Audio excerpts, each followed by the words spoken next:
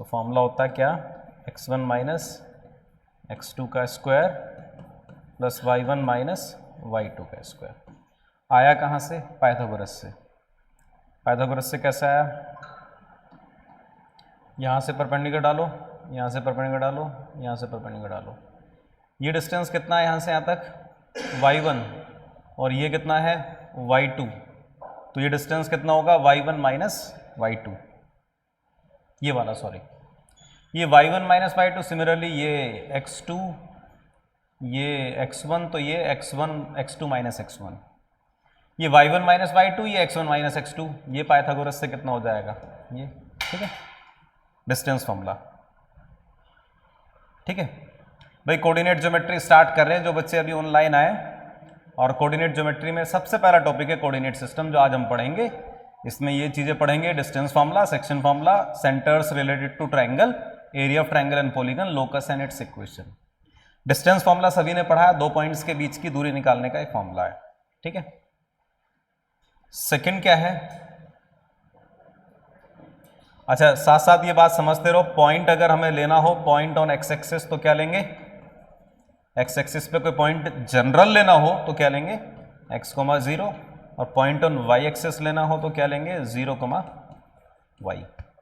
ठीक है, सारी छोटी छोटी बात फटाफट बताते चल रहा हूं मैं आपको। इसके बाद आता है, ये बेसिक है, 10th में भी पढ़ा है, तो इसको थोड़ा जल्दी पढ़ाऊंगा मैं। सारी थ्योरी एक बार एक्सप्लेन कर दूं। सेक्शन फार्मूला, सेक्शन फार्मूला क्या है, ये 2 हैं, इंटरनल डिवीजन, एक्सटर्नल डिवीजन। ध्यान से समझेंगे सब लोग। ये 2 पॉइंट है P एंड Q, इन दोनों की ज्वाइनिंग को, इन दोनों की ज्वाइनिंग वाला जो ये लाइन सेगमेंट है, इस पर एक पॉइंट R फाइंड करना है जो दोनों की ज्वाइनिंग को m/n में डिवाइड कर रहा है। ये दोनों पॉइंट्स गिवन है, तो हम इसको बोलेंगे कि R जो है वो PQ को m/n में इंटरनली डिवाइड कर रहा है। अगर पॉइंट दोनों पॉइंट्स की ज्वाइनिंग वाले लाइन सेगमेंट पर आ रहा है तो क्या है, इंटरनल डिवीजन है। और उसके कोऑर्डिनेट्स का फॉर्मूला क्या होता है, mx2, तुमने पढ़ा है, बेसिक तो पढ़ा हुआ है, nx1 upon m plus n, और y कोऑर्डिनेट क्या होगा, my2 plus n y1 upon m plus n। इसको बोलते हैं इंटरनल डिवीजन। कहाँ से आया उसको अभी देख लेंगे अभी हम, तो सब पढ़ा हुआ 10th में आपका, बस बताता चल रहा हूँ मैं। इसको इंटरनल डिवीजन बोलेंगे। एक होता है एक्सटर्नल डिवीजन, वो क्या है कि अगर P और Q की ज्वाइनिंग पर एक पॉइंट ऐसा है जो PQ की जो लाइन सेगमेंट है इसको एक्सटेंड करने पर कहीं आ रहा है। P और Q की ज्वाइनिंग जो है इसको एक्सटेंड किया, और एक्सटेंड करने पर एक पॉइंट मिला हमें R। अब इधर एक्सटेंड किया या इधर किया, ये डिपेंड करेगा कि जो रेशो है वो P से ज्यादा डिस्टेंस है या Q से ज्यादा है। हमसे बोले कि PR अपॉन QR वही m/n है, लेकिन इस बार एक्सटर्नली डिवाइड कर रहा है, बाहर डिवाइड कर रहा है। इसका मतलब ये डिस्टेंस अगर m है तो ये n है इस बार। इसके कोऑर्डिनेट x1 y1, इसके x2 y2। अब r के कोऑर्डिनेट्स जो होंगे उसमें क्या लग जाएगा, फॉर्मूले में बीच में माइनस लग जाएगा। इसको बोलते हैं एक्सटर्नल डिवीजन।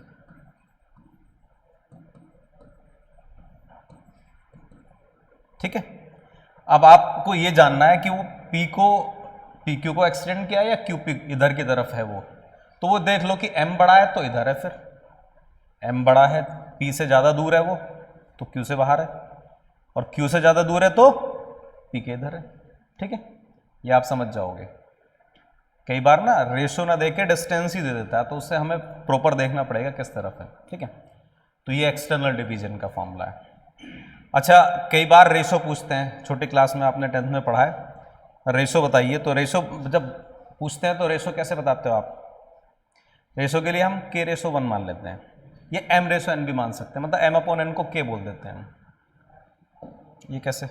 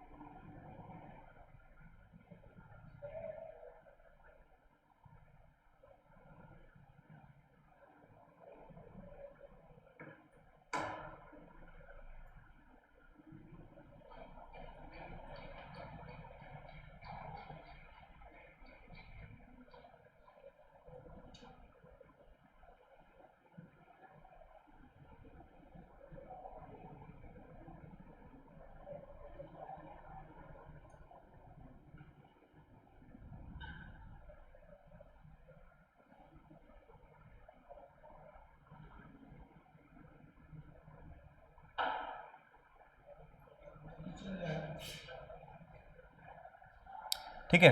तो जब रेशो पूछते हैं तो क्या मानते हैं, k/1। अब रेशो की वैल्यू पॉजिटिव भी आ सकती है, नेगेटिव भी। पॉजिटिव आएगी अगर हमें रेशो फाइंड करना हो तो क्या मानते हैं, 10th क्लास से पढ़ते आ रहे हैं, k/1। अगर k आता है पॉजिटिव तो हम बोलेंगे कि इंटरनली डिवाइड कर रहा है, इंटरनल डिवीजन हो रहा है। और k आता है अगर नेगेटिव तो क्या होगा, एक्सटर्नल डिवीजन। क्योंकि जब हम k/1, सुनो इधर पहले, हम k/1 मानते हैं तो कौन सा फॉर्मूला लगाते हैं, ये वाला। और उसमें m/n को k बोल रहा हूं मैं, और वो k नेगेटिव आया तो इसका मतलब m/n नेगेटिव है, इसका मतलब यहां माइनस है, तो मतलब एक्सटर्नल डिवीजन है। समझ गए आप? याद रखना जब रेशो पूछें, क्योंकि 10th क्लास में ज़्यादा एक्सटर्नल डिवीजन के क्वेश्चन थे नहीं। जब आपसे पूछे कि किस रेशो में डिवाइड करा तो आप क्या लेट करते हैं, k/1, और वो k अगर नेगेटिव आता है तो हम बोलते हैं उसको एक्सटर्नली डिवाइड कर रहा है। ठीक है, समझ गए? बोलो।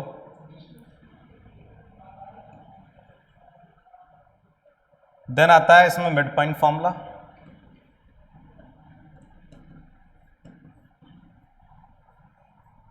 कि अगर हमें दो पॉइंट्स की ज्वाइनिंग का मिड पॉइंट फाइंड करना हो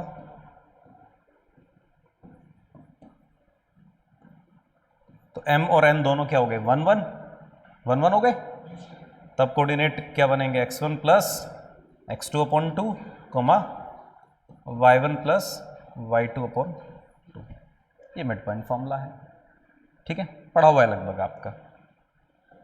अच्छा, एक बोलता है आपसे मिड पॉइंट देने के बाद आपको मिड पॉइंट दे दिया और एक एंड दे दिया x1 y1, ये मिड पॉइंट है अल्फा बीटा, ये मिड पॉइंट है। देन Q जो होगा वो कैसे निकालेंगे, डायरेक्ट निकालने का एक ट्रिक है ये। एक एंड दे दिया, मिड पॉइंट दे दिया, दूसरा एंड पूछे तो ये नहीं कि मिड पॉइंट पूरा फॉर्मूला ये वाला लगा रहे हो, डायरेक्ट इसका डबल माइनस ये, इसका डबल माइनस ये लिख लेना। बार बार मैं इसका यूज करूंगा कि जब एक एंड दिया हो किसी लाइन सेगमेंट का और मिड पॉइंट दिया हो तो दूसरा एंड हम डायरेक्टली लिखेंगे, इसका डबल माइनस ये, इसका डबल माइनस ये। ठीक है, लिख लो इसको।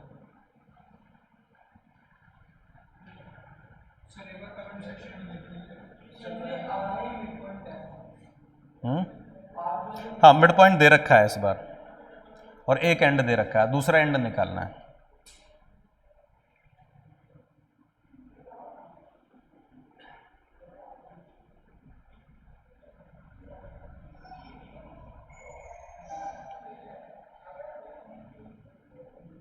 वीडियोस लैगिंग आ रहा है लिखा हुआ।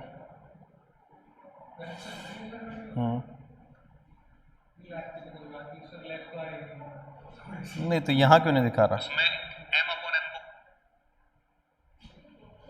आदिल सर को बुला दो।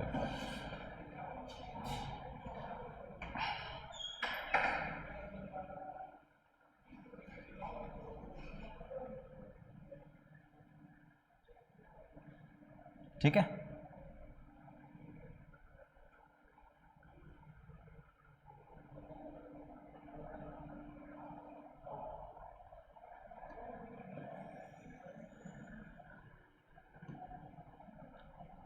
हाँ जी।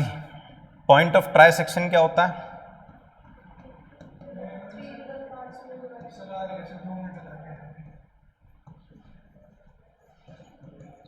पॉइंट ऑफ ट्राई सेक्शन का मतलब क्या है, ऐसे पॉइंट्स जो गिवन लाइन सेगमेंट को 3 इक्वल पार्ट्स में डिवाइड कर दे। प्योर क्यू ये गिवन लाइन सेगमेंट है, इसको 3 इक्वल पार्ट्स में डिवाइड करने वाले पॉइंट्स कितने होंगे, 2 होंगे, एक R1 और एक R2। R1 क्या करेगा 1:2 में और R2 क्या करेगा 2:1। इधर से अगर देखो तो मैं 1:2 2:1। ठीक है, 10th की बातें हैं सब।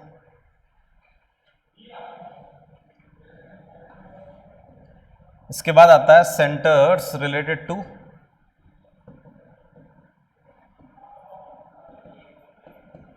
अ ट्रायंगल, ट्रायंगल से रिलेटेड सर्कल्स।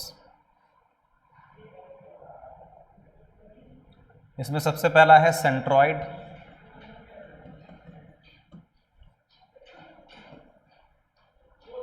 सेंट्रॉइड क्या होता है भाई, किसी भी ट्रायंगल में मीडियंस का पॉइंट ऑफ इंटरसेक्शन क्या होता है? सेंट्रॉइड। मीडियंस क्या होती हैं?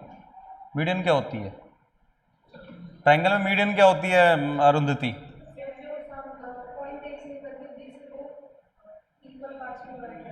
BC के मिड पॉइंट से वर्टेक्स ए को ज्वाइन कर दो, ये मीडियन है। AC के मिड पॉइंट से B को ज्वाइन कर दो, ये दूसरी मीडियन है। AB के मिड पॉइंट से C को ज्वाइन कर दो, ये तीसरी मीडियन है। और ये तीनों मीडियंस जहां इंटरसेक्ट करती है, मतलब क्या बोलेंगे हम? डेफिनेशन क्या है? ये जो डेफिनेशन मैं लिखा रहा हूं ये बड़े काम की है। फॉर्मूले भी आएंगे लेकिन ये बड़े काम के, इनका बड़ा यूज होगा। क्या बोलेंगे हम? पॉइंट ऑफ इंटरसेक्शन ऑफ क्या? मीडियंस। 3 मीडियंस, 3 होती है ना मीडियन। क्या होता है? सेंट्रॉइड होता है। इंपॉर्टेंट पॉइंट इसका ये है कि जो मीडियन, इधर ध्यान दो, सेंट्रॉइड जो है वो मीडियन को, हर एक मीडियन को 2:1 में डिवाइड करता है। वर्टेक्स की तरफ से 2, साइड की तरफ से 1। ठीक है। AG upon GD, BG upon GE, CG upon CF कितना होता है? 2:1। वर्टेक्स की तरफ से 2, साइड की तरफ से 1। ठीक है। अगर ऐसा है तो इसके कोऑर्डिनेट अगर x1 y1 है, इसके कोऑर्डिनेट x2 y2 हैं और इसके कोऑर्डिनेट x3 y3 हैं, तो फिर सेंट्रॉइड के कोऑर्डिनेट्स का फॉर्मूला बन जाता है क्या? x1 plus x2 plus x3 upon 3 comma y1 plus y2 plus y3 upon 3। कहाँ से आता है भाई? D क्या है? BC का मिड पॉइंट। D के कोऑर्डिनेट्स क्या होंगे? x2 plus x3 upon 2, y2 plus y3 upon 2। और इस लाइन सेगमेंट AD पर एक पॉइंट G है जो इंटरनली 2:1 में डिवाइड कर रहा है। तो देखो एक एंड ये रहा, एक एंड ये रहा, 2:1 लगा दोगे तो G के कोऑर्डिनेट आ जाएंगे, यही आएंगे निकल के। ठीक है। तो सेंट्रॉइड ऑफ ट्रायंगल ये होता है।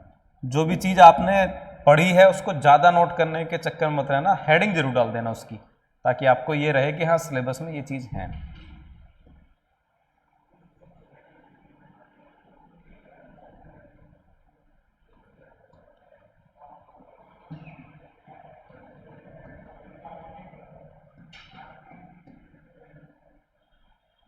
ये इंपॉर्टेंट है कि तीनों मीडियंस जहां कट करती हैं वो मीडियन सेंट्रॉइड होता है, और सेंट्रॉइड हर एक मीडियन को 2:1 में डिवाइड करती है इंटरनली।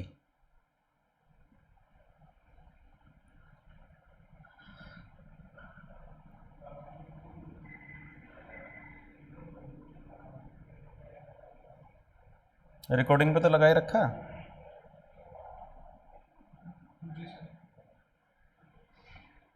ठीक है।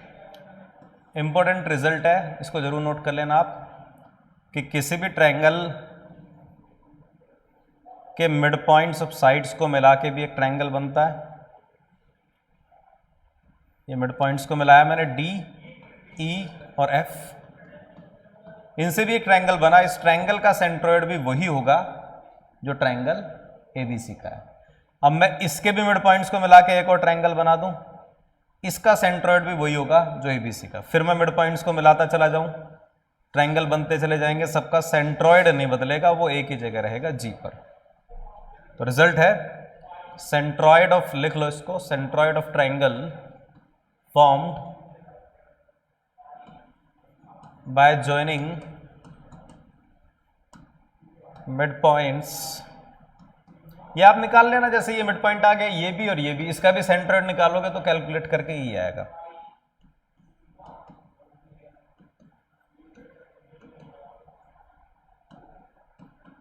कोइंसाइड करने का मतलब क्या होता है? एक ही जगह पे होना। Coincide with centroid of given triangle.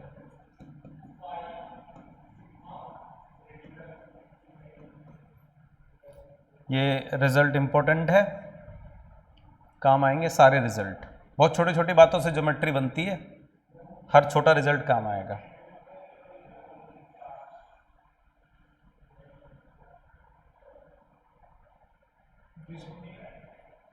इसके अलावा आपको ये पता ही होगा कि ये जो मिड पॉइंट्स को मिला के ट्रायंगल बना, ये ट्रायंगल, ये ट्रायंगल, ये ट्रायंगल, ये ट्रायंगल, ये ट्रायंगल और मेन ट्रायंगल, ये चारों सिमिलर ट्रायंगल होते हैं। ये 10th में था, ठीक है ना, सिमिलर ट्रायंगल होते हैं। क्योंकि मिड पॉइंट को जब मिलाते हो आप तो ये क्या आता है, बेस के पैरेलल और लेंथ में आधा, ये खुद आधा है, मतलब क्या आएगा, ये इसका आधा आएगा, तो इसका अंदर BD और EF इक्वल हो जाएंगे। ऐसे इधर से देखोगे आप, ये मिड पॉइंट्स मिलाए तो ये इसके इक्वल हो जाएगा, ये इसके इक्वल, ये इसके इक्वल, तो पैरेललोग्राम बन गया, और ये पैरेलल भी हैं तो एंगल्स भी इक्वल हो गए, सिमिलर हो गए दोनों। अब स्टार्ट हुआ,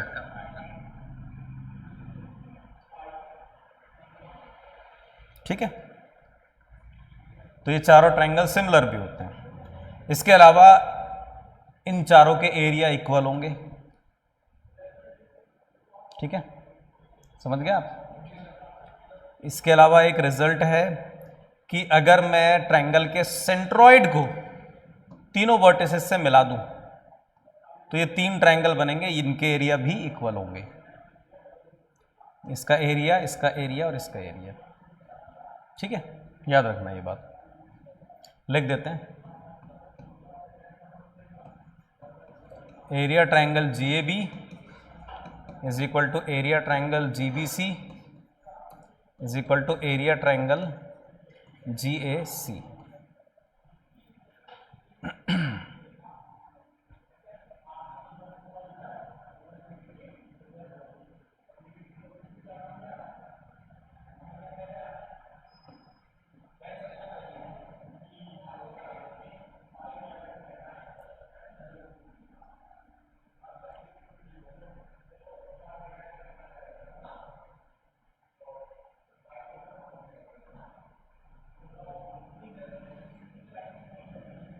ठीक है, सेंट्रॉइड तक लगभग 10th क्लास में सभी ने पढ़ा होता है, इसके बाद वाली चीजें 10th में नहीं पढ़ी होती। नेक्स्ट आता है इसमें इन सेंटर। इन सेंटर क्या होता है, अभी देखिए, किसी भी ट्रायंगल में, मैं स्लाइड तैयार करा लूंगा लेकिन अभी बेसिक है, ज्यादा जरूरत नहीं पड़ेगी। किसी भी ट्रायंगल के अंदर 3 इंटीरियर एंगल्स जो हैं इनके बाइसेक्टर्स एक जगह मीट करते हैं, बाइसेक्टर्स, एंगल बाइसेक्टर समझ गए, ये एंगल कितना, B/2 B/2, A/2 A/2, तीनों एक जिस पॉइंट पे मीट करेंगे, इस पॉइंट को क्या बोलते हैं, इन सेंटर I से रिप्रेजेंट करते हैं, ठीक है। इन सेंटर क्यों बोलते हैं, ध्यान से समझना, जब हम तीनों एंगल के बाइसेक्टर्स करेंगे और वो इस पॉइंट I पर मिल रहा है तो ये पॉइंट ऐसा पॉइंट है जो तीनों साइड से बराबर डिस्टेंस पर है, तीनों साइड से इसकी परपेंडिकुलर डिस्टेंस इक्वल है। देखो कैसे, समझो आप, ये एंगल B/2, ये B/2, ये C/2 C/2, यहां से मैंने ये A/2 A/2, यहां से मैंने परपेंडिकुलर डाला, यहां से भी परपेंडिकुलर डाला, ये ट्रायंगल दिख रहा है आपको और ये ट्रायंगल दिख रहा है, सब कुछ तो सेम है, कॉन्ग्रुएंट ट्रायंगल नहीं हो गए क्या ये, B/2 B/2 90 90 कॉमन, राइट, कौन सी कंडीशन हो गई, RHS तो नहीं हुई, RHS में तो क्या होता है, राइट ट्रायंगल में हाइपोटेन्यूज और एक साइड इक्वल होती है, कौन सा हो गया, तीनों एंगल इक्वल और एक साइड इक्वल, तो एंगल एंगल साइड या एंगल साइड एंगल बोलते हैं जिसको, ये दोनों कॉन्ग्रुएंट ट्रायंगल्स हो गए, तो फिर ये दोनों क्या हो गई, इक्वल हो गई। ऐसे इधर भी ये दोनों कॉन्ग्रुएंट ट्रायंगल हो गए तो ये भी इक्वल हो गई, जिसका मतलब इन सेंटर एक ऐसा पॉइंट है सर्कल के, ट्रायंगल के अंदर जो तीनों साइड से इक्वल डिस्टेंस पे होता है, ये तीनों डिस्टेंस इक्वल है। अब यहां रखो कंपास और तीनों में से कोई भी डिस्टेंस को रेडियस मान लो, तीनों इक्वल है ना, और एक सर्कल ड्रॉ करोगे तो वो ऐसे तो जाएगा छूता हुआ साइड्स को, तो इसको सर्कल को हम क्या बोलते हैं, इन सर्कल, और इस सर्कल का सेंटर क्या है I, तो इसको क्या बोलेंगे हम, इन सेंटर।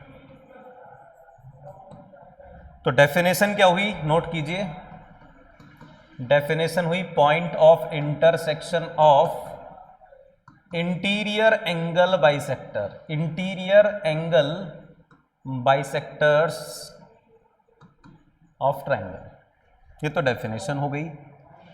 पहला पॉइंट ये बना कि जो इंसेंटर है वो एक ऐसा पॉइंट है जो तीनों साइड से इक्विडिस्टेंट होता है।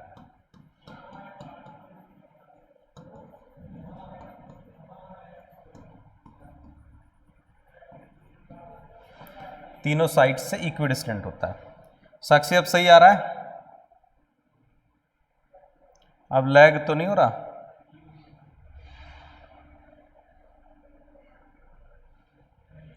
ये तो हो गई डेफिनेशन। ये पहला पॉइंट लिख लीजिए, इंसेंटर एक ऐसा पॉइंट है सर्कल के अंदर, ट्रायंगल के अंदर, जो तीनों साइड से बराबर डिस्टेंस पे होता है।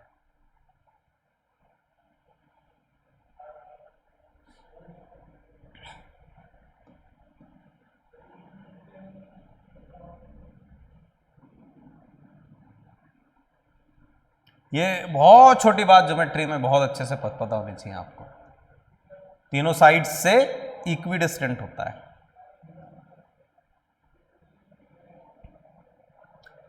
तो ये पहली नई चीज मिली है आपको, इससे पहला सारा 10th में पढ़ा है आपने।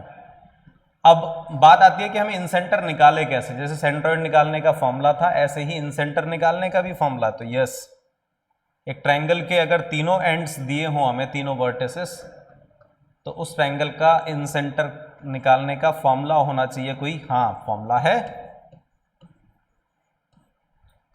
ये ट्रायंगल है और हमें इंसेंटर के कोऑर्डिनेट्स चाहिए। तो इंसेंटर के कोऑर्डिनेट्स का फॉर्मूला है बच्चों ax1 plus bx2 plus cx3 upon a plus b plus c। ऐसा कोई एग्जाम नहीं हुआ जिसमें ये जो सेंटर्स रिलेटेड टू ट्रायंगल पे क्वेश्चन ना बने, डायरेक्ट या इनडायरेक्ट। सेंट्रॉइड, इंसेंटर, ऑर्थोसेंटर, सरकम सेंटर, इन चारों पर क्वेश्चन जरूर बनता है। इनमें से किसी एक पे या इनसे रिलेटेड इसका यूज जरूर होता है। बहुत इंपॉर्टेंट चीज पढ़ रहे हैं आज हम। और y कोऑर्डिनेट में क्या हो जाएगा, a y1 plus b y2 plus c y3 upon a plus b plus c। a b c क्या है इसमें? साइड लेंथ है। a ये वाली साइड लेंथ, b ये, c ये। a हम निकाल लेंगे, हमें तो कोऑर्डिनेट्स दिए होंगे ना, ये दी नहीं होंगे, हमें निकाल लेंगे डिस्टेंस फॉर्मूला से।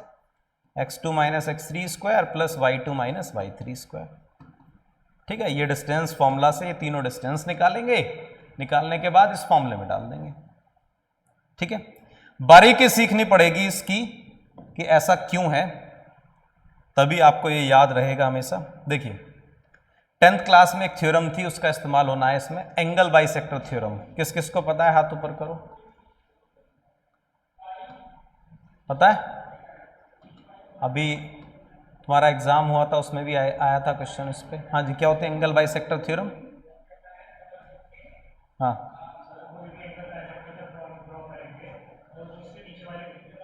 सामने वाली, हाँ, मतलब इंटीरियर एंगल बाइसेक्टर जो होगा, ये सामने वाली साइड को कैसे काट रहा है? BD अपॉन DC में। ये रेशो इन दोनों की लेंथ का रेशो होगा। Interior angle bisector divides opposite side in the ratio of length of adjacent sides. सामने वाली साइड को इन दोनों जो एडजेसेंट साइड है इनके रेशो में डिवाइड करता है। मतलब BD अपॉन DC जो होगा, 10th की थ्योरम में किसके इक्वल होगा? C अपॉन B होगा। ठीक है, जब हमें ये अब रेशो ये मिल गया तो D के कोऑर्डिनेट्स मिल गए। D के कोऑर्डिनेट्स क्या हो गए भाई? C रेशो B हो गए। तो D के कोऑर्डिनेट क्या हो गए? C into x3 plus B into x2 upon C plus B, C into y3 plus B into y2 upon C plus B। जब D के कोऑर्डिनेट्स आ गए तो इधर से भी बाइसेक्टर ड्रॉ कर दो। बाइसेक्टर्स कहाँ मीट करते हैं? इन सेंटर पर। अब देखो ट्रायंगल ABD को, खाली केवल ABD, इधर वाले ट्रायंगल को देखो बस। इधर वाले छोटू ट्रायंगल में ये क्या है? एंगल का बाइसेक्टर। इस ट्रायंगल को देखो बस, ये भी तो एंगल बाइसेक्टर है। ये सामने वाली साइड को इन दोनों के रेशो में डिवाइड करेगा। मतलब AI अपॉन ID किसके इक्वल होगा? A B upon B D, होगा कि नहीं होगा? थ्योरम ही लगा रहा हूं ये वाली, इंटरनल बाइसेक्टर, सामने वाली साइड, ये अपॉन ये क्या होगा, ये अपॉन ये होगा A B upon B D. अच्छा, ए बी की लेंथ कितनी है? सी, और बी डी की लेंथ क्या है, निकाल लेंगे भाई। टोटल लेंथ कितनी है? ए। अगर कोई आपसे बोले कि 20 सेंटीमीटर है, 2/3 में डिवाइड करो, तो कैसे करोगे आप? ये वाला पार्ट कैसे निकालोगे? 2 अपॉन 2 + 3 × 20। तो वैसे ये टोटल कितनी है? ए, और ये रेशो कितना? C/B। तो ये वाला पार्ट कैसे निकालेंगे? C upon C + A into C + B into A. C से C कट गया तो क्या आ गया? B + C/A। तो ये और ये इनका रेशो भी आ गया, ये एंड भी पता है, ये एंड भी हमने निकाल लिया, और ये रेशो भी पता है। तो आई के कोऑर्डिनेट्स क्या होंगे? फॉर्मूला लगा दिया, सेक्शन फॉर्मूला। समझ गए आप कितना रेशो आया? ये B + C/A आया। सेक्शन फॉर्मूला फिर लगाओ, B + C into x coordinate of this, तो क्या हो जाएगा इसमें? B + C से मल्टीप्लाई करके कट जाएगा B + C plus A into x1, m/n वाला ही फॉर्मूला लगा रहा हूं, अपॉन m + n। हो गया डराइव? ऐसे ही y कोऑर्डिनेट्स। ठीक है, तो ये थ्योरम भी बहुत काम की है कि internal bisector divides opposite side in the ratio of length of adjacent sides. ठीक है, लिख लो फॉर्मूला, जो भी लिखना चाहो लिख लो जल्दी से।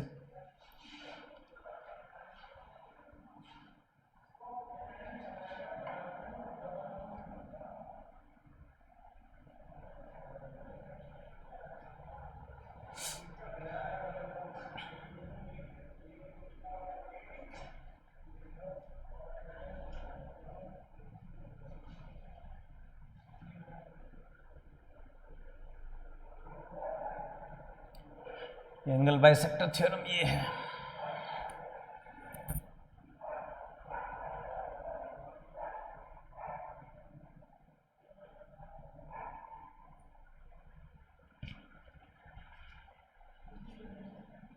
याद रखना फॉर्मूले को।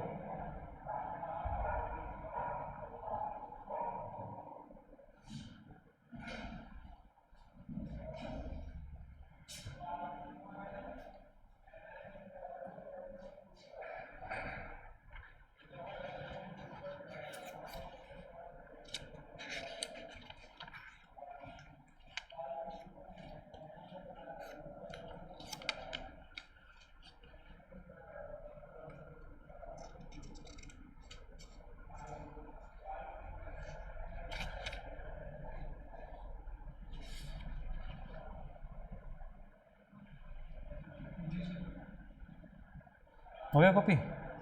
पहला क्वेश्चन करते हैं, 2-3 क्वेश्चन बनाते हैं पहले, फिर आगे बढ़ेंगे। लिखिए पहला क्वेश्चन, देखिए the line segment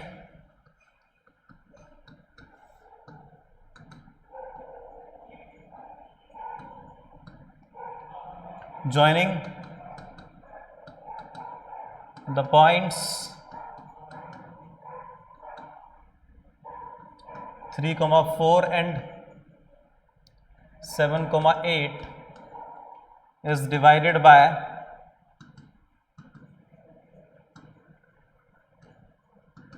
line.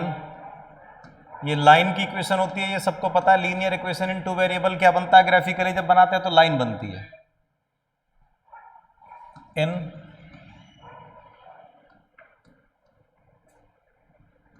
1/5/9 externally, 1/5/1/9 externally, 5/1/9 externally, या 5/9 एक्सटर्नली।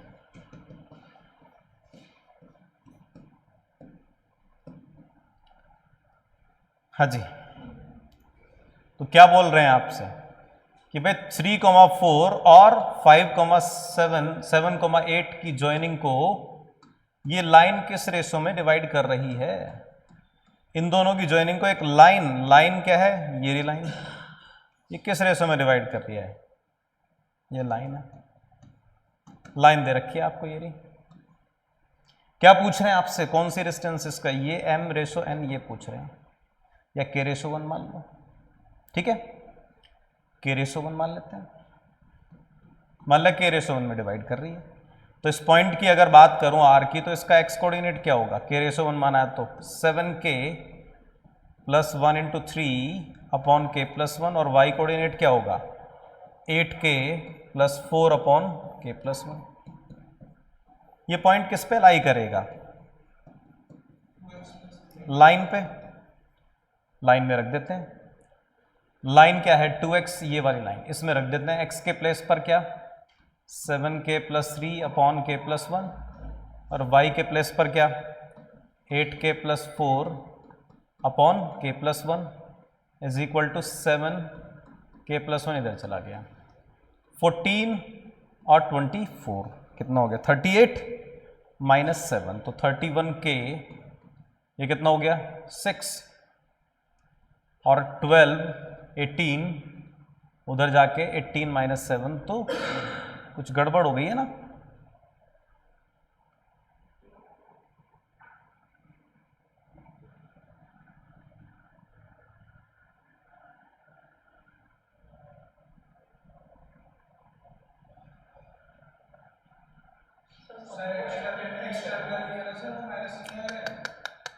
वो तो खुद ही आएगा ना आंसर में, के की वैल्यू, वो तो बताना है, मैं कह नहीं रहा, बताना है यार। हाँ, कहाँ हुई है मिस्टेक,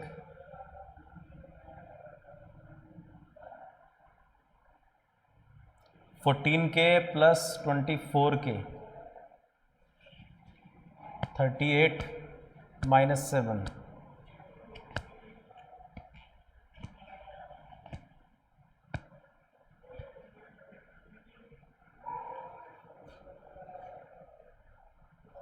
ये +7 है, ये मिस्टेक है, क्वेश्चन में +7 था ये। तो 38 और 7 कितना हो जाएगा 45k इज इक्वल टू ये -7, ये 12 और 6 18, तो माइनस का 25, तो k कितना आ गया माइनस का 5/9, तो 5:9 एक्सटर्नली, डी करेक्ट हो गया, k नेगेटिव आया ना। ठीक है, जल्दी जल्दी नोट करते जाओ, इनसे तो गुजरना है बस हमें, अब इन्हें छोड़ के भी नहीं जा सकते, एक एक दो दो क्वेश्चन देखना ही पड़ेगा।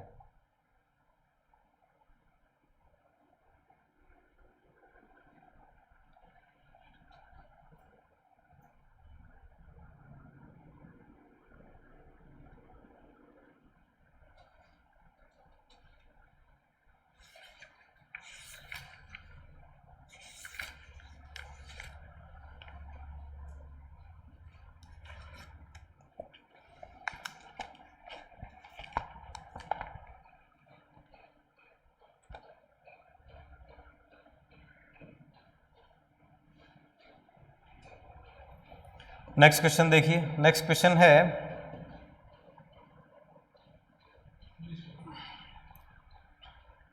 लिखे if -4,6 2,3 and -2, -5 are vertices of a triangle,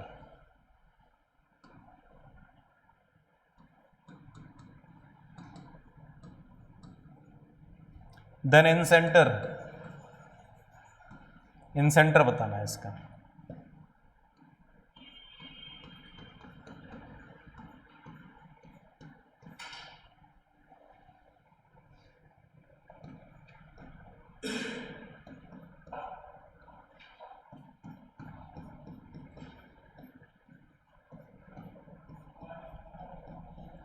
हाँ जी, इस ट्रायंगल का इन सेंटर के कोऑर्डिनेट्स बताना है, तो हमने अभी फॉर्मूला पढ़ा है ABC ट्रायंगल।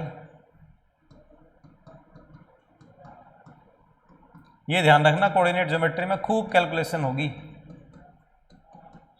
भाई, डिस्टेंस फॉर्मूला से a निकाल लें, इन दोनों के बीच की दूरी डायरेक्ट कर रहा हूँ, x1 - x2, तो 4 का स्क्वायर 16, 8 का स्क्वायर 64, 16 64 80, 80 मतलब 2√5, वो 4√5।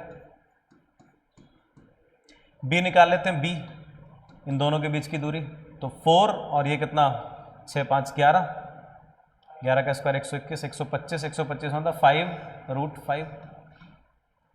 और ए बी निकाले थे, ए बी कितना होगा, मतलब ये 80 कितना हो जाएगा 36 और 9 45, 45 होता है 9 इंटू 5 तो 3√5। ठीक है,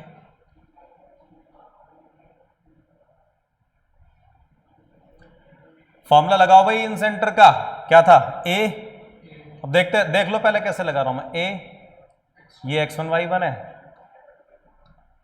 ये x2 y2, b ये x3 y3, a x1 plus का b x2 प्लस का c x3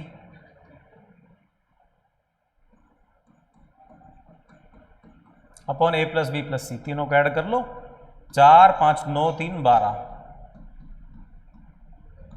तो x कोऑर्डिनेट कितना हो गया माइनस का 16 प्लस के 10 प्लस माइनस के 6, माइनस के 12√5 अपॉन 12√5 तो -1, पहला ऑप्शन करेक्ट हो गया।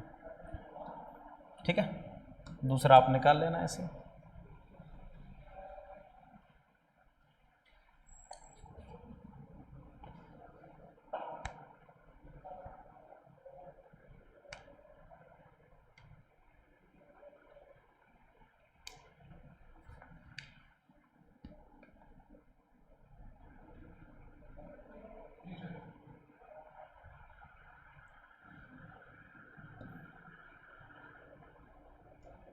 ठीक है, तो इन सेंटर क्या हुआ, इंटीरियर एंगल बाइसेक्टर्स ट्रायंगल के जहां मीट करते हैं उस पॉइंट को इन सेंटर बोलते हैं। वो पॉइंट ऐसा है जो तीनों साइड से बराबर डिस्टेंस पे होता है और जिसके कोऑर्डिनेट निकालने का फॉर्मूला अभी हमने पढ़ा है। ठीक है, क्लियर। नेक्स्ट डाल लीजिए, नेक्स्ट होता है सर्कम सेंटर।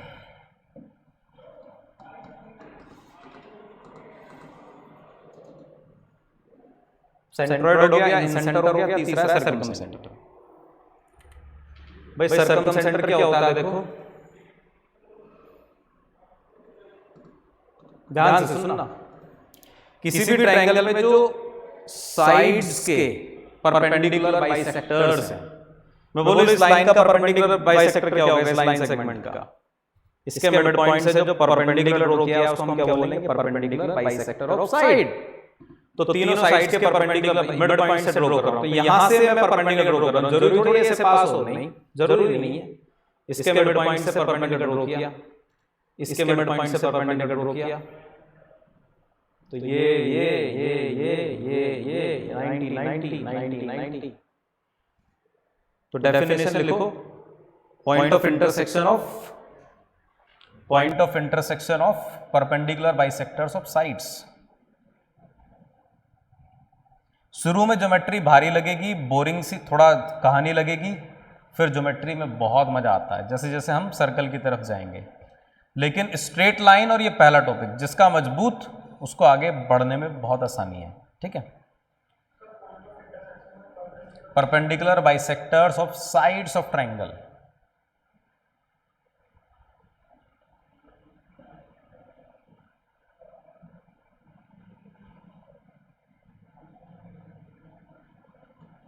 ओ डैश से मैं इसको डिनोट कर रहा हूं।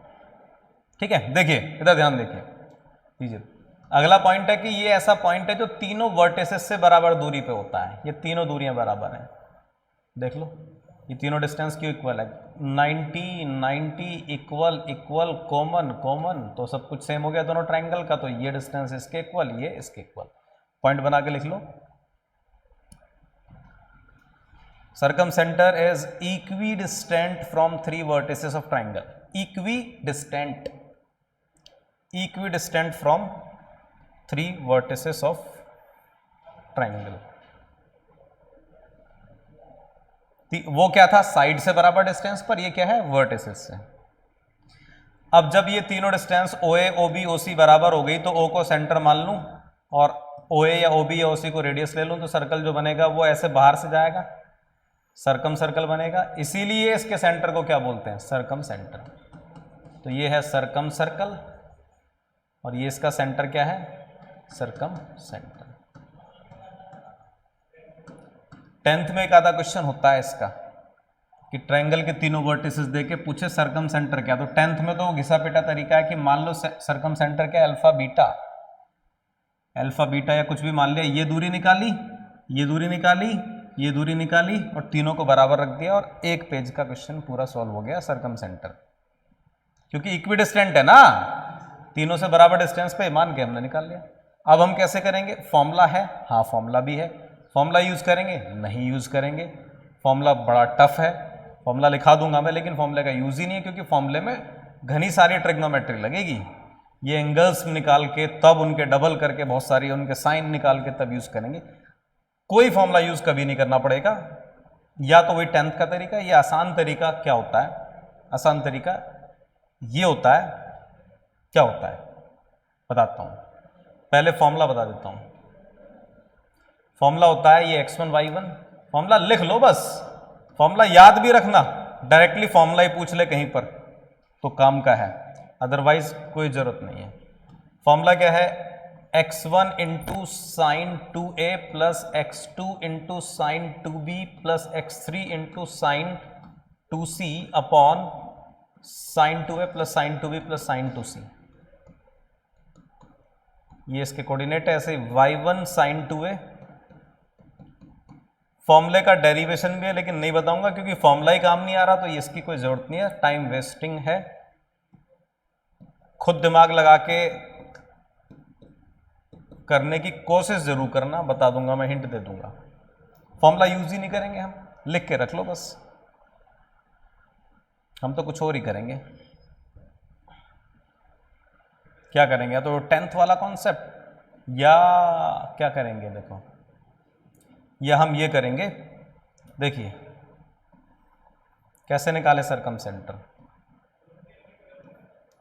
ये मिड पॉइंट निकाल लेंगे,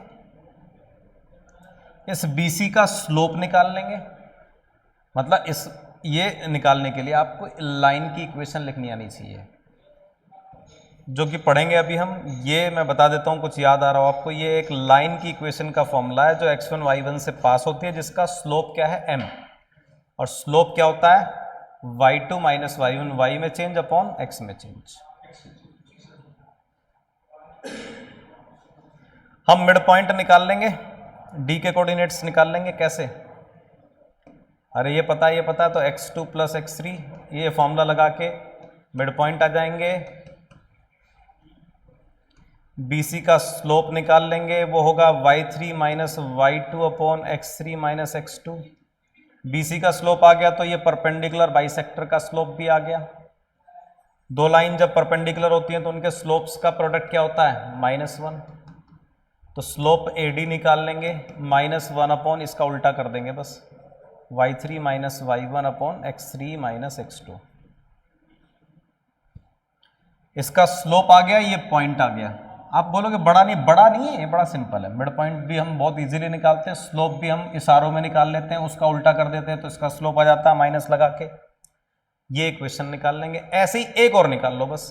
अब इसका मिड पॉइंट निकाल के इससे भी ये इक्वेशन निकाल लो, जैसे ये बाइसेक्टर निकाला मैंने, ऐसे भी ये निकाल लो। इन दोनों लाइंस का पॉइंट ऑफ इंटरसेक्शन क्या होगा? सर्कम सेंटर होगा। निकाल के दिखा देता हूँ एक क्वेश्चन का, ठीक है, कंपेयर कर लेना। 10th वाला आसान है कि ये स्लोप पता है नहीं है आपको, y2 minus y1 upon x2 minus x1। ये स्ट्रेट लाइन की शुरुआत यहीं से होगी टॉपिक की। मैं आगे की कहानी पहले बता रहा हूं ताकि आपको ये न लगे कि सर ने तो सर्कम सेंटर का कोई इजी तरीका बताया नहीं। भाई स्लोप समझते हो नहीं समझते हो? फिजिक्स में भी पढ़ा होगा स्लोप तो। लाइन की इक्वेशन का ये फॉर्मूला होता है, और जब एक लाइन की इक्वेशन आ गई, इसकी भी आ गई, तो ये क्या है? दोनों का पॉइंट ऑफ इंटरसेक्शन। वही 10th क्लास का एलिमिनेशन सब्स्टिट्यूशन मेथड से पॉइंट ऑफ इंटरसेक्शन, ठीक है। जैसे एक एग्जांपल ले लेते हैं, लिखिए, एग्जांपल को ही लिख लेना, उससे समझ आ जाएगा।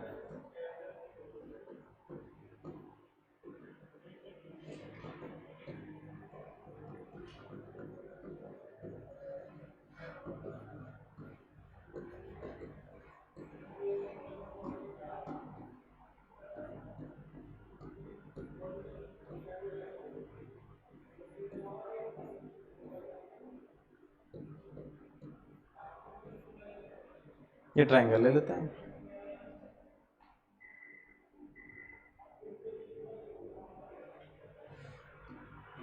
सर्कम सेंटर के कोऑर्डिनेट्स चाहिए। समझ रहे हो?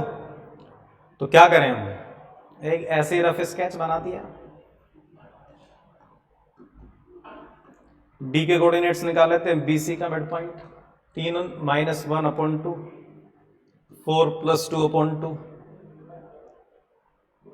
बीसी का स्लोप निकाल लेते हैं। स्लोप क्या होगा इस लाइन का, y2 - y1 x2 - x1, -4/-2 तो 2, तो इसका स्लोप क्या हो जाएगा, उल्टा करके माइनस लगा दो, तो इसकी इक्वेशन क्या हो जाएगी, फॉर्मूला क्या है इक्वेशन का, y - y1 = mx - x1। बताओ ये कोई बड़ी कैलकुलेशन है, इतना काम तो कर लेते हैं बड़े आराम से। y - 3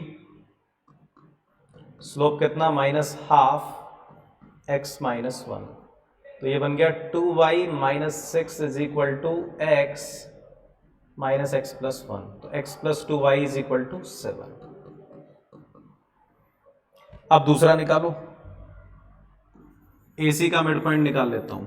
हाँ जी, ये E, इस E के कोऑर्डिनेट्स क्या होंगे, AC का मिड पॉइंट जल्दी से बताओ, 1 - 1 0 + 2/2, तो 0,1।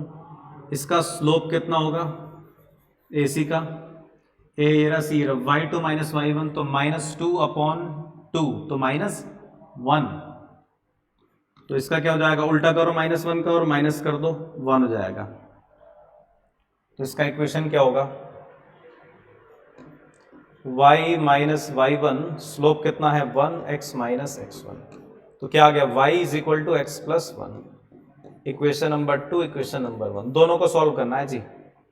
एक तो लाइन है x + 2y 7, एक लाइन है x - y = -1, क्या करूं, सब्ट्रैक्ट कर लूं, कितना आ गया, y 8/3, और y 8/3 रखूंगा तो x क्या हो जाएगा, 5/3। ये किसके कोऑर्डिनेट आ गए, सर्कम सेंटर के। चेक कर लो, तीनों, इन तीनों से दूरियां बराबर आएंगी इसकी, इससे क्या आएगी दूरी, 4/9 64/9, √70 √68/9, 4/9 64, वही है, सेम वही आ रहा है, ठीक है। तो ये ऐसे हमें फटाफट कैलकुलेशन करनी आनी चाहिए, अगर अभी नहीं आया तो कोई घबराने की बात ही नहीं है, तो टॉपिक आएगा पूरा, ठीक है। तो सर्कम सेंटर के लिए कोई घबराहट हमें करने की जरूरत नहीं है। इक्वेशंस निकालनी पड़ेंगी किसकी, दो बाइसेक्टर्स की। आसान तरीका यही है, और भी आसान तरीका आएगा एक, फिलहाल आप समझो ऐसे, ठीक है।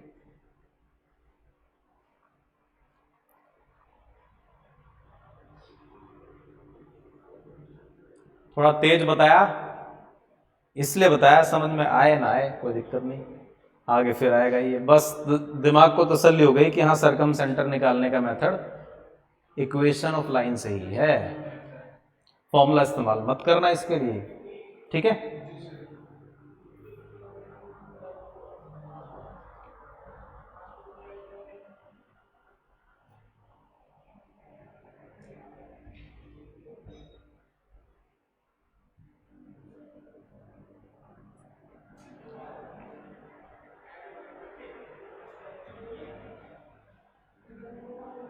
ठीक है,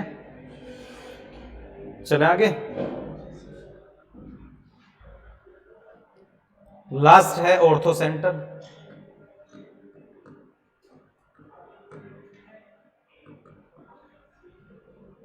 कल पहले 5 मिनट सुना जाएगा इसके बारे में, पूछा जाएगा क्या होता है सेंटर, कौन सा कहाँ होता है, तब आगे बढ़ेंगे, समझ गए त्यागी जी।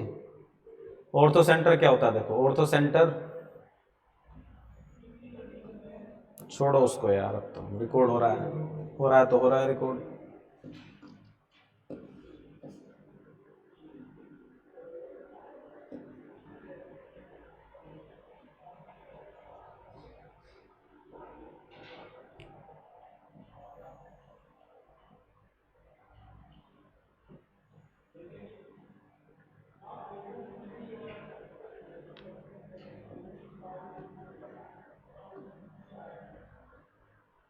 ये क्या है,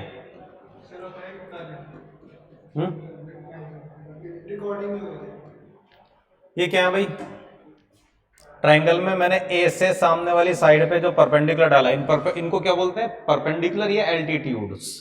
ये एल्टीट्यूड्स हैं, ए से एल्टीट्यूड डाला, बी से एल्टीट्यूड डाला, सी से एल्टीट्यूड डाला, तीनों जहां मीट कर रहे हैं उस पॉइंट को क्या बोलते हैं? Ortho centre. तो लिखो point of intersection of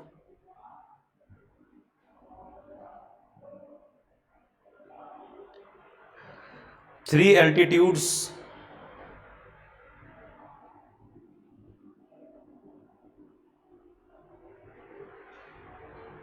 of triangle.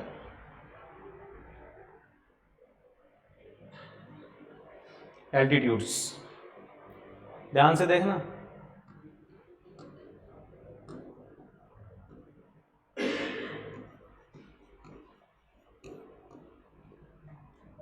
Formula भी है, फॉर्मूला काम नहीं करेगा।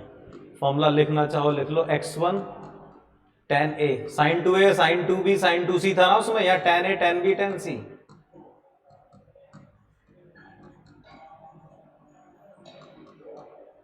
फॉर्मूला तो लिख ही लो आप, निकालेंगे कैसे बताऊंगा।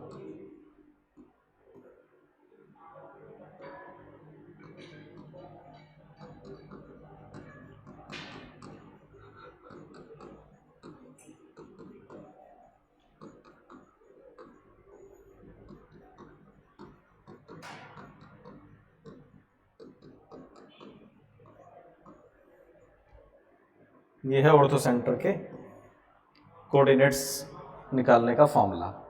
यूज नहीं करेंगे क्योंकि इसमें ए बी सी एंगल निकालने में पूरी ट्रिग्नोमेट्री जबरदस्त तरीके से यूज होगी। 2 पेज के हैं ये, अगर फॉर्मूला भी लगाओगे तो भी इनके लिए tan A tan B tan C निकालने पड़ते हैं। तो ये तो बस है फॉर्मूले, यूज नहीं करते।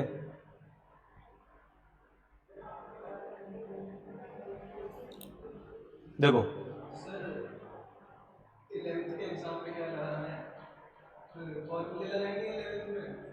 है नहीं ना ये 11th के एग्जाम में, जहां से 11th का शुरू होगा बता दूंगा मैं।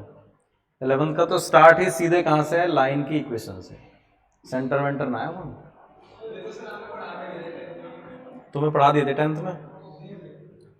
देखिए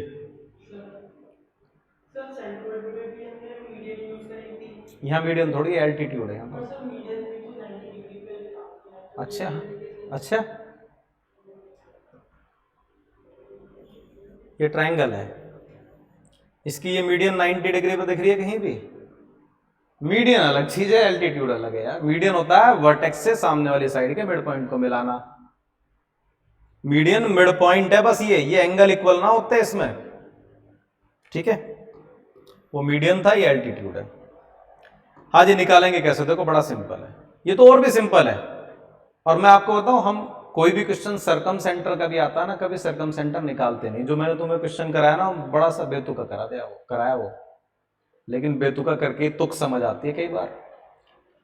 कभी हम सरकम सेंटर का जो अभी क्वेश्चन किया वैसे नहीं करेंगे, हम ऑर्थो सेंटर निकालेंगे, ऑर्थो सेंटर से सरकम सेंटर निकालेंगे। कैसे? अभी रिलेशन आएगा तीनों में, ऑर्थो सेंटर सरकम सेंटर सेंटर, तीनों में रिलेशन आएगा। देखो ध्यान से सुनो, ये रहा पॉइंट, इसका स्लोप निकाल के इसका स्लोप आ जाएगा, इसकी इक्वेशन आ जाएगी। तो ये तो बड़ा आसान है, पॉइंट निकालने की जरूरत नहीं, दे रखा है। ये रहा पॉइंट, इसका स्लोप निकाल के उसका नेगेटिव रेसिप्रोकल करके इसका स्लोप आएगा, इसकी इक्वेशन आ जाएगी।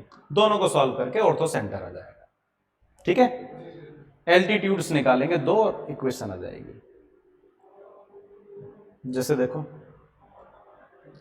इस वाले क्वेश्चन में क्या करना है हमें, अगर और क्या निकालना हो ऑर्थो सेंटर, तो हम क्या करें?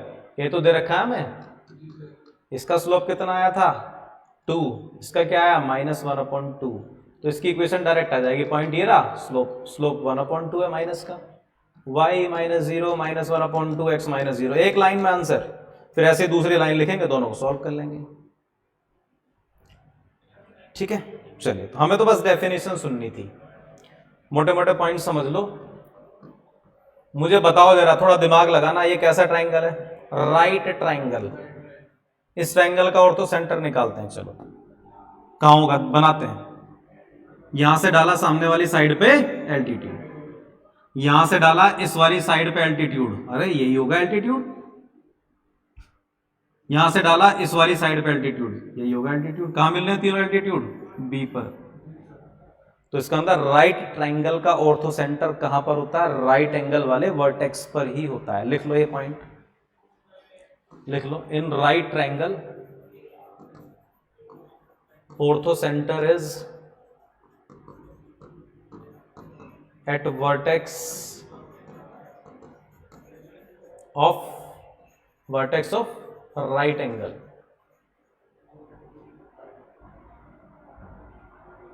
ठीक है, तो अगर हमसे किसी ट्रायंगल में ऑर्थो सेंटर पूछा, पहले चेक कर लो ऐसे ही डिस्टेंस वगैरह निकाल के कि क्या है राइट ट्रायंगल तो नहीं है।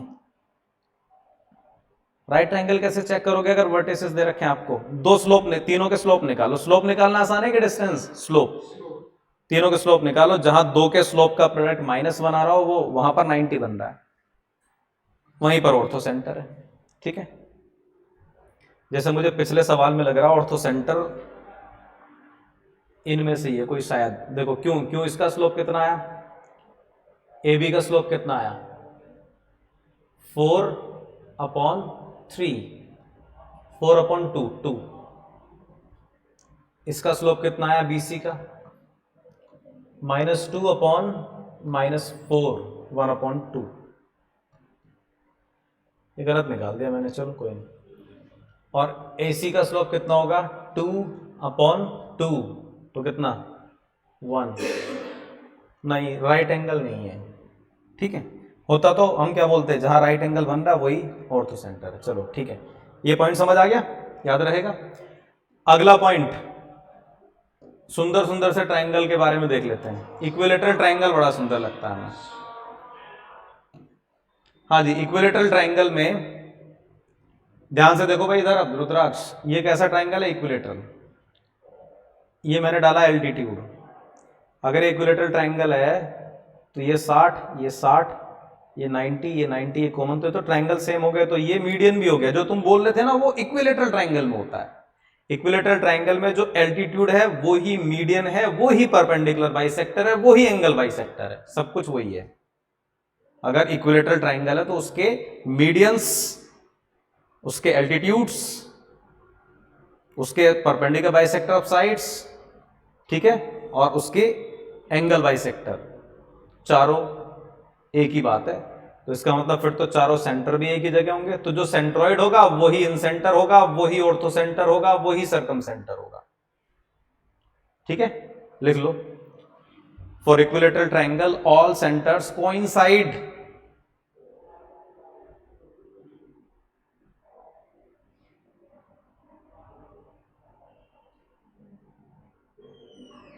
For equilateral triangle, all centers coincide.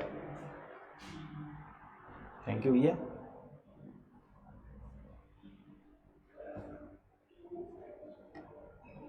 ठीक है, एक ही जगह होते हैं सब। चलिए, बहुत इंपॉर्टेंट एक रिजल्ट है, बहुत important result,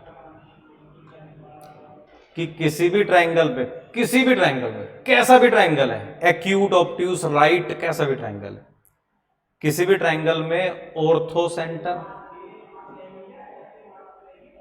centroid, circum centre, ये तीनों हमेशा कोलिनियर होते हैं। कोलिनियर तो समझते हो आप, एक ही लाइन पर।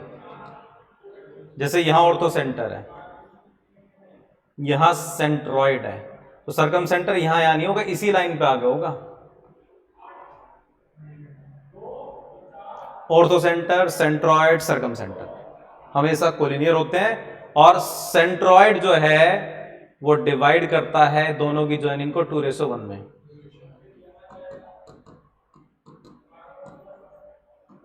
ये बहुत ही इंपॉर्टेंट रिजल्ट है।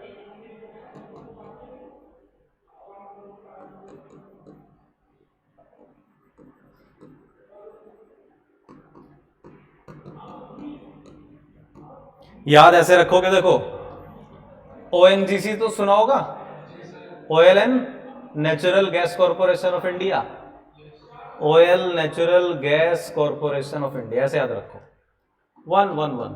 अब याद रहेगा आपको, O for ortho centre, G for centroid, C for circum centre, तो ये 2 हो गया, ये 1 ओएनजीसी से याद रहेगा। ठीक है, क्यों होता है समझो। देखो पहले सुन लो, ऑर्थोसेंटर किस पे होता है? एल्टीट्यूड पे। ये किस पे होता है? मीडियन पे। ये मिड पॉइंट है डी, ये डिस्टेंस दोनों और ये इक्वल है। सी किस पे होता है? परपेंडिकुलर बाइसेक्टर ऑफ साइड पे।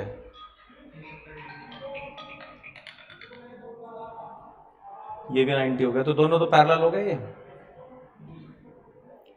जब ये दोनों पैरेलल हो गए तो ये वाला एंगल और ये वाला एंगल इक्वल हो गए। ये वाला एंगल तो इक्वल थे ही, वर्टिकल ऑपोजिट। ये AG अपॉन GD ये 2:1 था, पहले ही पता है, सेंट्रोइड 2:1। दोनों ट्रायंगल कैसे हो गए? Similar, angle angle. तो ये रेशो भी कितना हो गया? This upon this, 2:1। ठीक है, ये फॉर्मूला बड़े काम का है। कल यहीं से करेंगे, आज तो क्लास उतनी बढ़िया रही नहीं, डिस्टर्ब रही है। कल यहीं से करेंगे, एक आध क्लास में वो स्लाइड भी बना देंगे फिर हमारी। लेकिन ये बहुत काम की, स्लो चलेंगे ज्योमेट्री में 2-3 दिन, फिर चलेंगे ज्योमेट्री में रफ्तार से। कब तक खत्म करें ज्योमेट्री को? कर दें नवंबर 25 तक। पूरे नवंबर भी लग जाए ना, कोई दिक्कत नहीं। 20% आता है जेईई मेंस में, 20% समझ रहे हो? तो 1 महीने में कर रहे हैं तो जल्दी है, 1 महीना लो आराम से ज्योमेट्री के लिए। तुम्हारी पूरी 11th में 2D ज्योमेट्री। तो ज्योमेट्री होने के बाद तुम्हारा बस कॉम्प्लेक्स नंबर, एक आधा टॉपिक 11th के सिलेबस का बचेगा, उसको कभी भी तुम्हें अलग से करा दूंगा। हम ज्योमेट्री करके वापस कैलकुलस पे, कॉन्टिन्यूटी, डिफरेंशियबिलिटी, इन सब पर आएंगे। दिसंबर में कैलकुलस कर लेंगे, दिसंबर एंड तक खत्म है। फिर वेक्टर 3D, प्रोबेबिलिटी और मैट्रिक्स डिटर्मिनेंट, ये बचेंगे। बोर्ड लेवल पे तो ये मैट्रिक्स वगैरह तैयार होंगे तुम्हारे, हो जाएगा। यहाँ भी हो जाएगा, बोर्ड भी हो जाएगा, चिंता मत करो। ठीक है, चलिए ओके। तो इंटीग्रेशन करवा दूंगा ना मैं तुम्हें, इंटीग्रेशन करवा दूंगा। अगले महीने इंटीग्रेशन ही चलेगी, और नहीं अगर हुआ तो तब थोड़ा टाइम लगेगा। अभी मत कराओ, मेरा ऐसे टेम्परमेंट बनता नहीं, तो लगेगा कि आपकी करानी है। ये नोट कर लेंगे, कल 5 मिनट इनको आप बता देता हूँ, पढ़ के करना सारे।